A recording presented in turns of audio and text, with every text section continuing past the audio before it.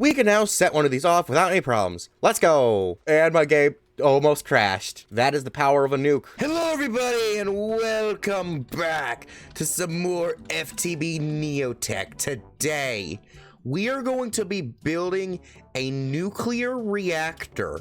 Now, I have already assembled all of the parts because it's just like, it was just gonna be a bunch of craftings of stuff that I've like already made before, and it's just a lot of processes that just really would have taken a lot of time. So I decided to just go ahead and get everything I was going to need in between episodes, and I have also managed to get all the quest rewards for the thing, so it helped to increase the stuff by a lot. So we can actually go ahead and start the construction of the reactor right now. So what we want to do is we want to put our nuclear reactor right here, and then we get to see it with a wrench just how big this is. Now, if I remember correctly, the reactor works in stages. We can have it be even bigger depending on what we want. So it's like, it can go from this little thing right here. I mean, it's not that little, but it can go up to, oh gosh. I don't have enough stuff for that. That ain't happening. But no, we've definitely got enough for at least the small one.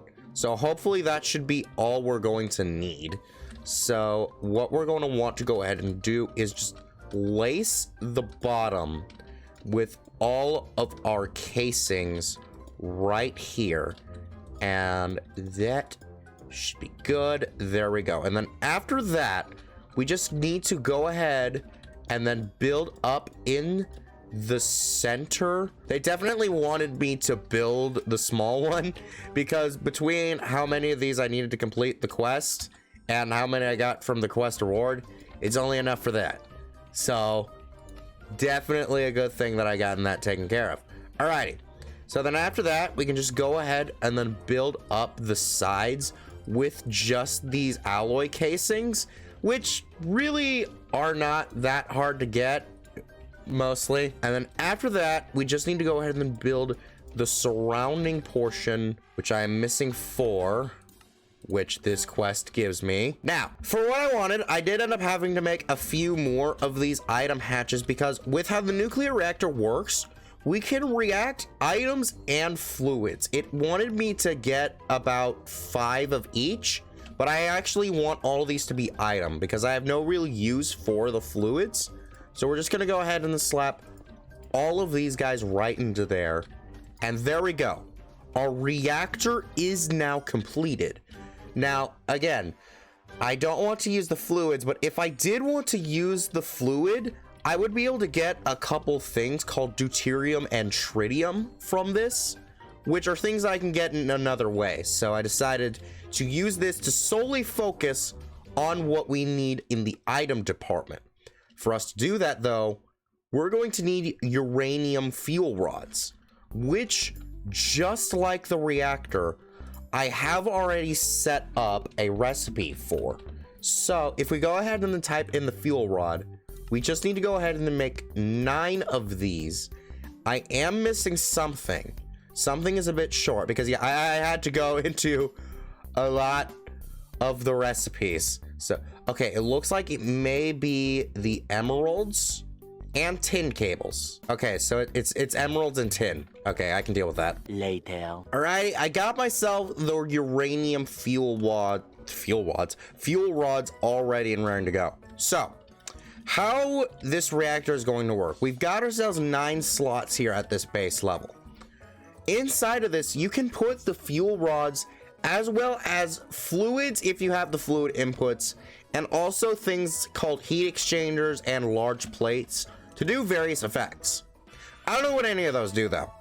So all I really had to do was go through some testing to kind of figure out which one was going to do what I needed to do with the fuel rods the quickest. And it seems like the best bet is just going to be to make this thing chock full of fuel rods all the way around. And what this is going to do is it's going to slowly deplete the fuel rods. And once those fuel rods are then depleted, we will then be able to make a bunch of new things with this. Now, This is going to speed up as time goes on. I should, with this setup, get about maybe like 4 of these depleted fuel rods every hour. And with these depleted fuel rods, we will then be able to get ourselves plutonium. Plutonium is going to be very important going forward. Now, it's going to end up being this one because there are different kinds of fuel rods. That we will be able to make with this plutonium, as well as this uranium-235, which we will also be getting from the depleted fuel rods. Now, all we really can do is wait. So while this thing is going though, remember what I said earlier, that if we were to use fluids in this thing, we could also get things called deuterium and tritium. Things that we are going to be able to check off right now.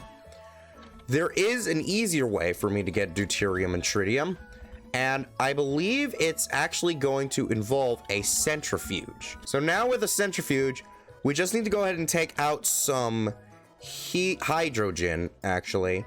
And we have a lot of hydrogen left over right here, so I could, if I finish this correctly. Much later. Okay, so I have been busy. I managed to hook up the deuterium and the tritium into their own tanks. That's the first thing I did. But I also discovered something that's slightly unfortunate when it comes to that setup, which is that the hydrogen in this little formation will only make 1 tritium per generation, and also the 20 millibuckets of it. So one millibucket and 20 millibuckets. Yeah, that's gonna be going just a little bit slowly. I could speed it up with more speed upgrade things in there, but at the same time, I don't want to overstrain my power.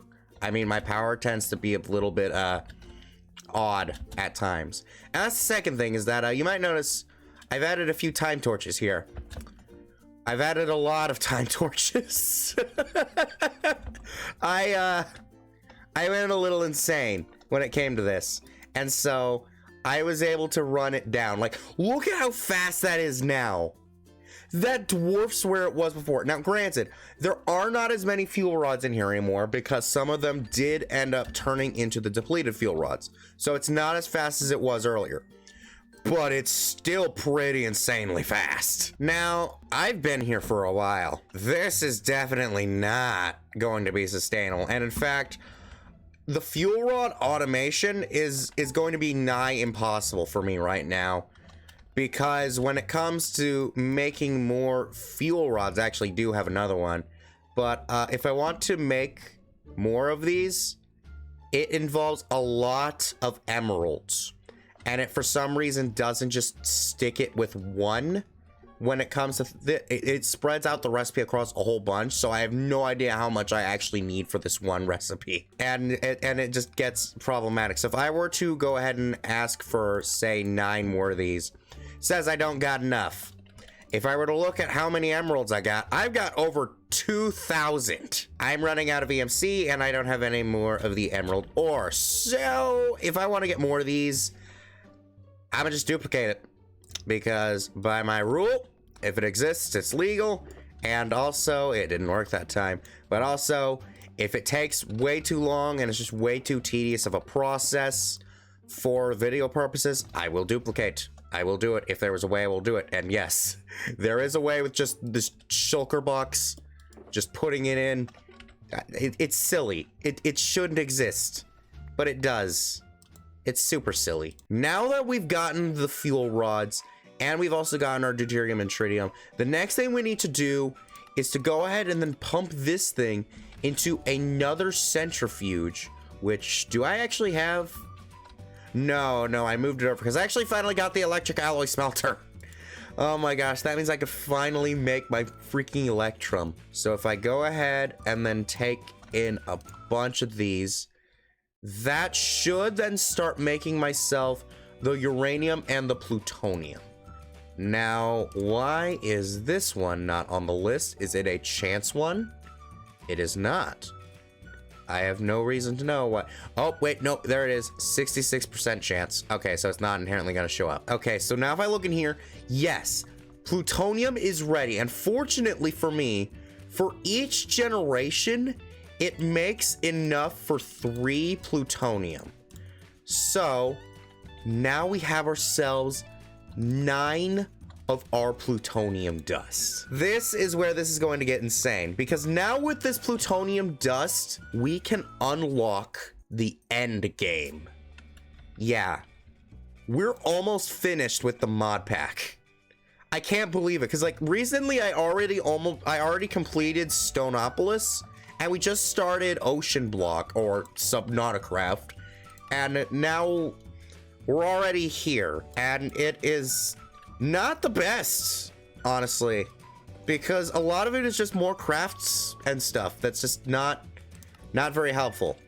But we can go ahead and unlock those here with 2 things: a nuke and the quantum circuit. I think I should start with the nuke, because that's actually going to use everything we have made thus far. But we are first going to need to go ahead and then turn our plutonium.